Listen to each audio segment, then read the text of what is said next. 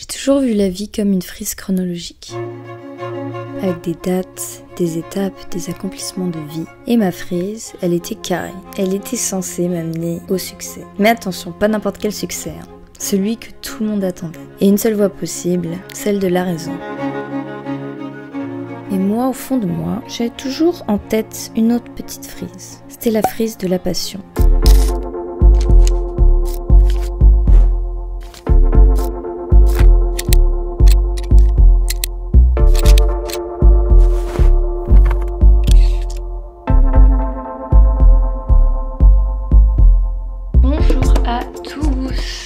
Cette vidéo aujourd'hui, I guess, un petit vlog, ça nous avait manqué, ça faisait un peu de temps. Je pense que j'ai deux axes que j'aimerais exploiter bientôt dans mes vidéos. Le premier est le sujet du temps qui passe et le deuxième est le sujet de l'hyperproductivité. Donc ce vlog sera sur l'un des deux sujets. Je sais pas encore lequel. Là mon but c'est d'essayer de redécorer un peu ma chambre parce que là ma chambre me déprime. Je sais pas comment l'expliquer mais je peux pas me la voir, genre c'est horrible. Et du coup, en grandissant, cette petite frise de la passion, elle a été cachée. C'est seulement à mes 21 ans qu'elle a ressurgi. J'ai été bouleversée par un voyage en Chine. Et à ce moment-là, je me suis dit, la frise de la raison, j'en veux plus. Désormais, ma règle était que, à partir de 21 ans, mon objectif serait...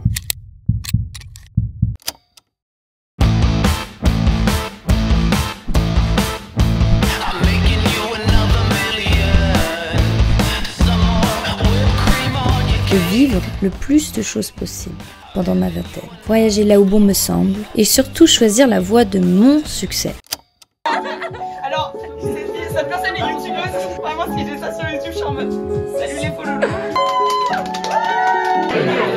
Chocolat. Les petits. Les petits. Oui.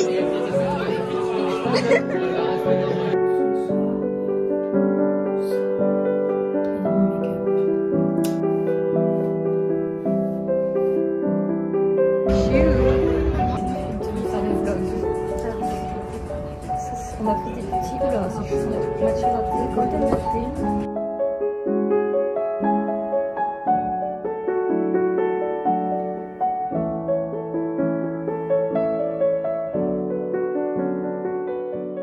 On se met au travail parce que je tiens à préciser quand le premier travail est terminé, le deuxième commence. YouTube, je sais pas comment expliquer, je sais pas pourquoi, comment j'arrive à tenir le coup malgré le peu de résultats. Mais je pense que c'est juste, c'est un passe-temps que sans ça je me ferais chier je crois.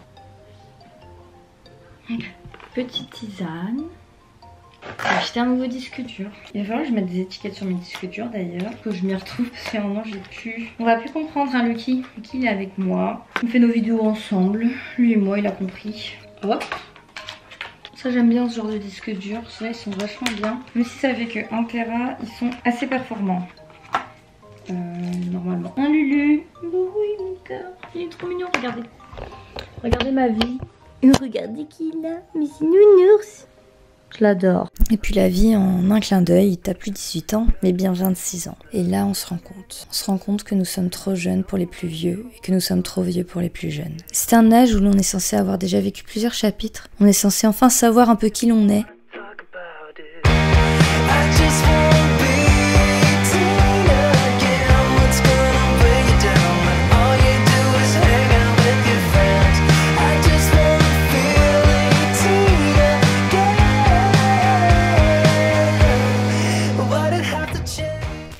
En ce moment le rythme est assez intense parce que je travaille assez dur tous les jours et en plus le soir quand je rentre je fais mes vidéos. Je pense que 26 ans c'est un âge un peu bizarre. C'est un âge où en fait dans ton entourage tu trouves de tout déjà. Tu trouves des gens qui sont totalement posés, t'en trouves qui sont totalement en changement de vie, t'en as qui sont en crise existentielle, t'en as qui sont bien, en fait t'as de tout. C'est un peu une situation bizarre aussi parce que tu commences à avoir des pressions sociales un peu bizarres qu'on n'avait pas avant autant. C'est une phase où quand tu auras 35 ans, tu te rendras compte à quel point t'étais jeune. Et moi, j'essaye de me persuader que c'est un âge jeune, un âge très jeune malgré voilà qu'on nous dit autour et tout. Je me force à me dire que c'est un moment où il faut continuer à explorer, il faut continuer à sortir de sa zone de confort, il faut pas se laisser attraper par une routine, il faut encore oser tester des choses. Ça, je pense toute sa vie en fait.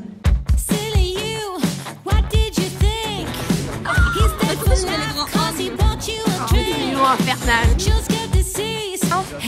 It's Murder on the dance floor. Solomon Rouge. Welcome to Paris. Je sais bien ce qui se passe. C'est Cléa qui sont sur la scène.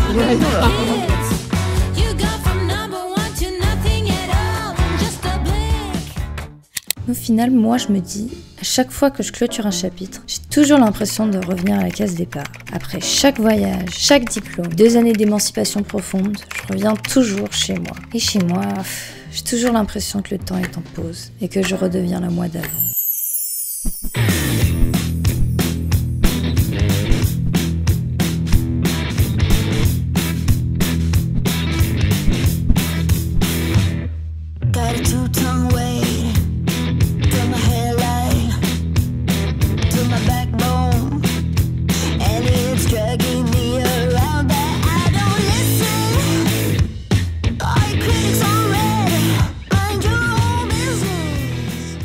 Et puis quand le temps passe, t'as aussi cette inquiétude qui est que est-ce que je vais réussir à être moi, à être cette version que j'ai toujours imaginée de moi, celle qui se bat sans répit, celle qui ne baisse pas ses standards pour entrer dans les codes de société. Est-ce que je vais réussir à être cette personne si extraordinaire que j'espérais devenir? Je me dis toujours vite, faut que ça avance, sinon tout ça n'arrivera pas. Parce que le chemin vers la quête de soi est bien long. Si j'ai compris une chose à 26 ans, c'est qu'elle ne s'arrête pas à 30 ans.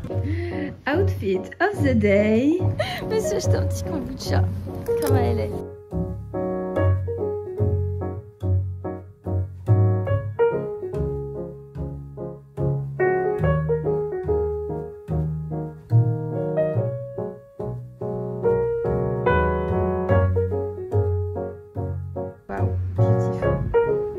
C'est gros, c'est bon, mais c'est pas assez gros pour le prix. Mais c'est bon.